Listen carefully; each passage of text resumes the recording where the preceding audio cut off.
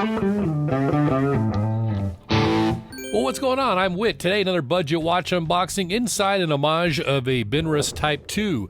Of course, the watch that first debuted in 1972 is part of Mil-Spec MIL-W-50717. There was a Type I that was more of a diver dial and a Type II that's got more of a field watch style, and that's what I've got in here from Watchdives, their WD1972, the Type II dial, and this is version 2 from Watchdives. Let's get it. Oh, it's covered up. You've got the instruction manual here. What is all in there? Looks like it's maybe for various watches. Oh, cool. Oh, I thought that was I thought it was a sticker, but that is the warranty card. It's actually sturdy, but it's got their logo there, Watchdives, and it's not filled out, but that's kind of what we know here. 2-year warranty. Oh, it's still under plastic though. Look at that case. Love it. Let me get the wrap off. There we go. Look at that. That is just got that classic field watch look. Oh, man. Sterile dial here, I noticed, too. I didn't actually kind of know or remember that from looking at the watch before it got here.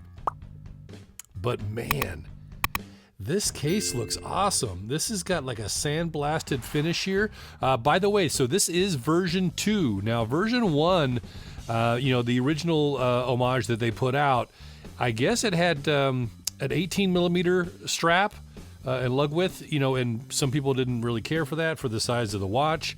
And they described it as titanium sandblasted.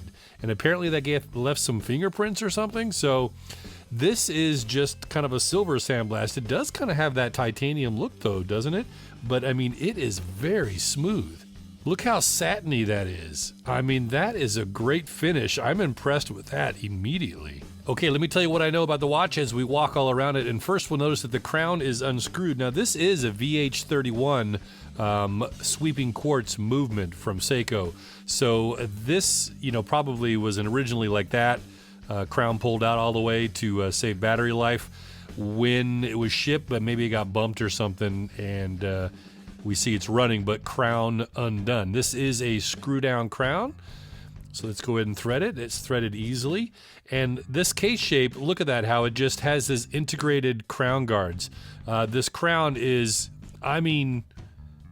basically flush with the side of that case.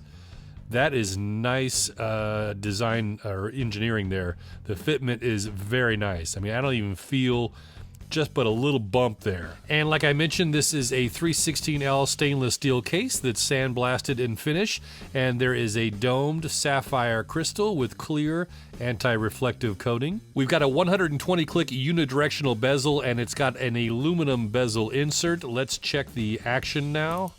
12-hour markings too, by the way. Kind of a little bit not loose, but the ratchets feel very clickety, and you can feel each one, but it's easy to turn. And we can see some back play a little bit. Let's check the loom pip here for the back play. Yeah, probably half a click. It's not out of this world sloppy, but you can see as you're turning, it's got a little jump to it. And let's see if it lines up. Looks pretty good to me. Yeah, it's pretty dead on. So nice to see that 12-hour bezel insert as well, so you can track a second time zone. Pretty fun. Now this is a matte black dial, and you've got white contrast everywhere. With the exception of that bezel insert though, those are silver, but that dial, everything you see on the dial, the markings, the indices, the numerals, the handset, that is all done in this stark white. And it looks great on that black background. And I've read that is BGW9 luminescence throughout the dial, so we'll give you a loom shot here in just a little bit. Now let's check out the strap, since I've got to undo it to get you a shot of the case back as well. This is a nylon one-piece NATO style strap, and it's got the hardware that is matched to the case, so it's also got that sandblasted finish. Nice tang and buckle, and looks like the stitching reinforced very well. And it feels like it's a nice, durable nylon. Oh, look at that, just a sterile case back. Screw down, 200 meters of water resistance combined with that screw down crown. Nice for a field watch, right? All right, I know you want to get that thing off of there, don't you? Oh yeah. And we can see that Caseback has that same sandblasted finish as well. So, I mean, all throughout the watch, you've got that even finishing. Okay, I mentioned the movement is a Seiko VH31. This is that sweeping quartz. It has a tuning fork type quartz crystal, about 4 ticks for every second. So it kind of mimics, closely that of a mechanical sweep, thus the name sweeping quartz. It's got about a 2-year battery life and a great accuracy rating of plus to minus 15 seconds per month. Okay, still to come, I'll try it on and we'll get you that lume shot, but first let's measure it out. I'm measuring 41.5 millimeters in diameter, including that crown because it is integrated. So the way that the case kind of sticks out on that right side, I mean that it takes that, whole case size diameter into consideration. So I think that's an accurate measurement. But you want to just measure the round portion, which would be the bezel. That ends up being about 38.1 in diameter. Lug to lug is 45.8 millimeters. And again, this version 2 has a lug width of 20 millimeters. And measuring the case thickness from the bottom of the case back to the top of that dome sapphire crystal, I've got 11.3 millimeters. And the crown comes in at 6 millimeters in diameter. And the 1972 weighs just 70 grams on the supplied nylon strap. Okay, I'll try it on and then I'll get you the lume shot. But first, today I'm wearing the Seastern S445, a mechanical chronograph. Man, that's just been a favorite in my collection. That's a Tudor FXD kind of mashup homage. You can see more in this video right up there. Oh, yes. I mean, I'm not the biggest fan of NATO-style straps, one piece, pass-through, etc. But every now and then there's one that just works, and this one definitely does. This watch feels so light. It feels like it's titanium. It's not, though. Stainless steel.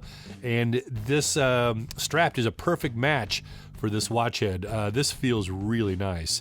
And I love the look, too. I mean, that is a classic military-style look, right? And I've got an 8-inch wrist, and I've got the, it's not really set onto the center of my wrist back here, but I'm on the 4th from last hole. And you can see that on this side that it tucks up under the hardware. So a little larger of a wrist, and that's going to be down a little lower, and a smaller wrist, then you would be coming up higher and then tuck that flap down in there. And here's the alternative method of wearing this strap with all the hardware at the bottom. It gives you a different look if you prefer. But I think I prefer the traditional way with this watch, man. That just looks so good. Man, that's sharp. And here's your lume shot. This is listed as BGW9, and it looks like it's a little more of a greenish blue in person. On camera, it's appearing, kind of baby blue, but looks to be a strong application, and you can see it's on the numerals, the markers, at least the hour markers, the index, and you've got it on the handset as well, and that bezel pip, so you don't get it on the 24-hour time marking and not on the individual minute markers. So this WD1972 has turned out to be a pretty popular homage for Watchdives. They put out that first version and it sold out almost immediately, and then they have come out with this version 2, and it's likely to be selling out as well. So you want to grab it quick if you're going to grab this one. There are 3 different dials available. So you've got the Type 1, which is more of that diver feel, that is available in a black dial and a white dial, and then you have the watch featured in this video, the Type 2, which is more the field watch dial, and that is available in the black dial only. So these run about $78, and you can find them on the Watchdives website, and you might be able to find them on one of their distributors on AliExpress. I'll feature both links in the description down below. But that's the price off sale. You might not find these on sale because it's such a hot watch right now. So if you see it, grab it. Wow, I am digging this watch. This is just a classic case. Just love that design. Watchdives did a great job paying homage to the original. The execution of this integrated crown guard via the case, that's just perfect. What are your thoughts on this WD1972 from Watchdives? Leave your comments down below. And if you got time, maybe check out a couple of these videos here. I'll catch you over there. I'm Whit, with so many watches, so little time and money.